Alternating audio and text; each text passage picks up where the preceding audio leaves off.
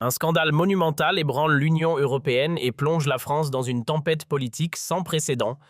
Ursula von der Leyen, présidente de la Commission européenne et femme la plus puissante de l'UE, est au cœur d'une déballe judiciaire après un arrêt historique du tribunal de l'UE, rendu le 21 juillet 2025, qui l'a désavouée sur toute la ligne, accusée de deals secrets de contrats faramineux et de complaisance envers l'Ukraine von der Leyen, est mise à nu par la justice européenne. Des documents fués, des accusations explosives de Viktor Orban, Premier ministre hongrois, et une déferlante de réactions sur X révèlent un système opaque qui pourrait coûter cher aux contribuables français.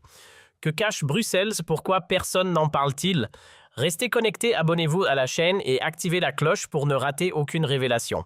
La vérité ne peut être censurée. Tout commence par une interview qui a mis l'Europe en ébullition. Viktor Orban, Premier ministre hongrois connu pour ses déclarations sans filtre, a lâché une bombe lors d'une émission sur la chaîne hongroise M1 le 20 juillet 2025. Il accuse Ursula von der Leyen de détourner des fonds européens payés par les contribuables français pour financer des projets idéologiques et soutenir des gouvernements dociles, notamment celui d'Emmanuel Macron. Ces mots sont un véritable coup de tonnet. L'UE n'est plus une union de nations souveraines, mais un outil des élites qui utilisent notre argent pour imposer leur agenda. Orban pointe un système où la Commission européenne redistribue les fonds de manière arbitraire, non pas selon des critères objectifs, mais pour punir les critiques comme la Hongrie et récompenser les alliés comme la France de Macron. Ce n'est pas un simple reproche, c'est un explosif politique. La France, déjà au bord de l'implosion, est un terrain fertile pour ce scandale. Depuis la dissolution de l'Assemblée nationale le 9 juin 2024, après la percée du Rassemblement national RN 33% aux européennes, le pays est plongé dans une instabilité chronique. Les élections législatives anticipées de juillet 2024 ont laissé une assemblée fracturée. Renaissance 150 sièges, RN 130 et NUP 120, et les Républicains LR 80 selon Le Monde. Cette fragmentation paralyse le Parlement incapable d'adopter un budget stable pour 2025. Le gouvernement de Michel Barnier, censuré le 4 décembre par une coalition RNU, a cédé la place à François Bayrou, nommé Premier ministre le 13 décembre 2024. Bayrou a dévoilé un plan d'austérité de 60 milliards d'euros pour incluant le gel des pensions Kenzaité, moins de 200 euros par an, la suppression de 2 jours fériés, 8 mai, et 12 juillet, 11 novembre, et des coupes massives, 1000 postes supprimés dans l'éducation, 50 hôpitaux régionaux fermés et 30% des lignes TGV régionales éliminées. Ces mesures relayées sur X sont perçues comme une trahison, ravivant les manifestations de 2023 contre la réforme des retraites. L'économie française est au bord du gouffre, l'inflation 4,5% en 2025 selon l'INSEE, la hausse des prix de l'énergie, 20% pour le gaz et une insécurité croissante, hausse de 12% des délits violents en 2024, alimentent une colère populaire. Les fleurons industriels comme Renault, 15 parts de marché, et Alstom, menacés par la Chine, symbolisent une désindustrialisation galopante. Un sondage Toluna Harris Interactive de mars 2025 révèle que seulement 4% des Français croient en Macron, tandis que 67% le tiennent responsable des crises. Sur X Patriote, 75 s'indignent. Macron sacrifie la France pour Bruxelles. Nos retraites et nos hôpitaux sont bradés. En Europe, les tensions sont électriques. Les relations franco-italiennes sont tendues, marquées par des différences sur l'immigration. L'Italie pousse pour un partage des charges. La France resserre ses frontières et la concurrence économique, le surplus budgétaire italien contraste avec le déficit français. Giorgia Meloni, première ministre italienne, navigue entre souverainisme et pragmatisme, tandis que Leyen est sous pression pour maintenir l'unité de l'UE face aux critiques de la Hongrie, de la Pologne et du Rennes français. Sur X, Europe Vérité accuse von der Leyen et Macron jouent un jeu dangereux pour contrôler l'UE. Au cœur du scandale se trouve l'arrêt du tribunal de l'UE, un véritable séisme. Le 21 juillet, la Cour condamne von der Leyen dans ce qu'on appelle désormais « affaire Pfizer ».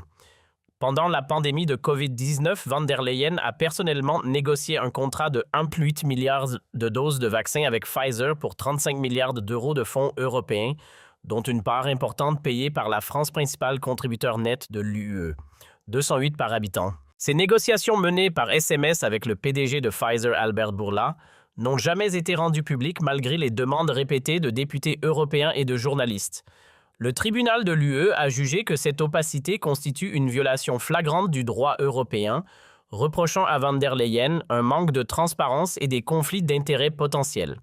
Qui étaient les acteurs derrière ces deals? Pourquoi les contrats ont-ils été partiellement caviardés? L'arrêt est un coup de tonnerre.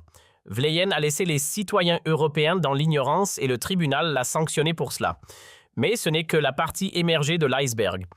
Orban, dans son interview, accuse von der Leyen d'avoir construit un système clientéliste où les fonds européens sont détournés pour des projets idéologiques et pour soutenir des gouvernements comme celui de Macron.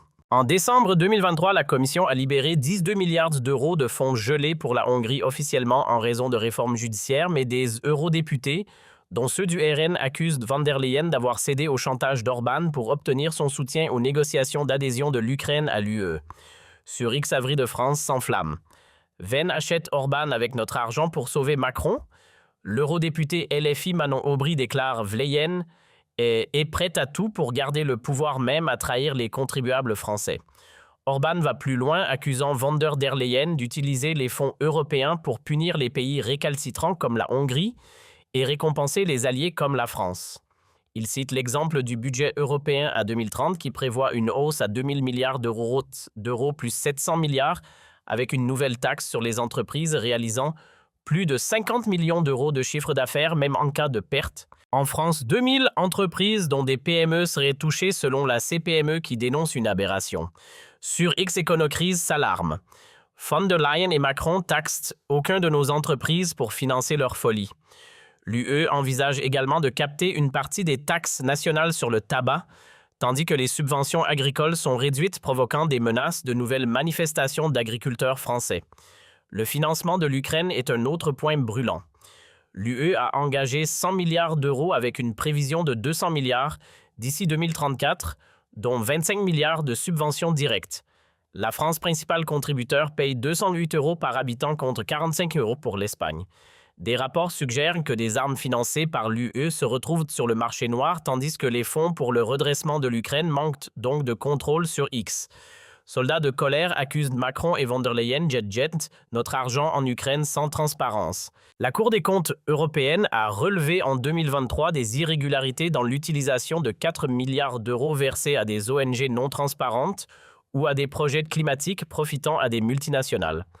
Orban affirme que von der Leyen et Macron dirigent un système où les fonds sont utilisés pour acheter le silence des critiques et financer des médias et ONG alignés sur Bruxelles. Sur X Conspiration 75 écrit Vleyen et Macron contrôlent-le comme une mafia. Nos impôts financent leur pouvoir. Le scandale explose à l'Assemblée nationale le 22 juillet 2025 lors d'un débat retransmis en direct. Jordan Bardella, président du RN, accuse Macron de complicité avec Vleyen. Elle couvre ses deals secrets et Macron laisse faire pour sauver son pouvoir, lance-t-il, provoquant des cris. Marine Le Pen sur X enfonce le clou. Von der Leyen et Macron trahissent le français. Nos impôts financent leur magouille. À gauche, Manon Aubry demande une enquête européenne, tandis que François Ruffin parle d'un scandale d'État. Géraldin en coulisses manœuvre pour se distancier de Macron selon Haut Manteau Paris. Darmanin veut laisser Macron couler, les médias français sont divisés. Le Figaro titre von der Leyen et Macron dans la tourmente. Un scandale européen tandis que Libération minimise évoquant une stratégie d'Orban. Sur CN News, Sonia Mabrouk consacre une émission spéciale avec Éric Zemmour qui accuse von der Leyen de vendre l'Europe à des lobbies. Philippe Desvilliers, surface à Philippe Desvilliers, parle d'une décivilisation orchestrée par Macron et Bruxelles. Sur France 2, Anne-Sophie Lapix est critiquée pour son ton pro-Macron. À l'international, The Guardian titre U-Cour humiliate von der Leyen Macron. Implicated et Politico évoquent une crise de l'U. Fox News salue Orban comme un lanceur d'alerte. En Italie, Giorgia Meloni reste prudente, mais Matteo Salvini soutient Orban déclarant Venn doit répondre. Des intellectuels comme Michel Onfray Libre et Alain Finkielkraut dénoncent son système corrompu. Ce scandale dépasse von der Leyen et Macron. Les manifestations éclatent à Paris, Lyon, Marseille et Bordeaux avec des pancartes dénonçant Macron le banquier et Ver Leyen volte nos impôts. Des vidéos sur X montrent des heures avec la police. Les syndicats CGT-FO appellent à une grève générale paralysant la SNCF et les écoles. La bourse de Paris chute de 4% et Moïse menace de dégrader la note de la France. Orban cherche à affaiblir Vleyen pour réformer l'UE. Ou exploite-t-il la colère française contre Macron? Sur X, Efron Philippot accuse von der Leyen et Macron sont les marionnettes de Bruxelles. Orban dit la vérité. Les Français exigent des réponses. Où va leur argent? Qui contrôle l'UE, le RN et la NUPS préparent une motion de censure contre BU tandis que le Parlement européen envisage une commission d'enquête. Macron pourrait dissoudre l'Assemblée après le 8 juillet 2025 au risque d'un cher. Sur X, Thomas écrit « Orban a démasqué Macron et von der Leyen. Le peuple doit agir. Von der Leyen survivra-t-elle? Macron tiendra-t-il? Ce scandale est un cri de révolte contre les élites. Pour la France, pour la vérité, exigeons la transparence.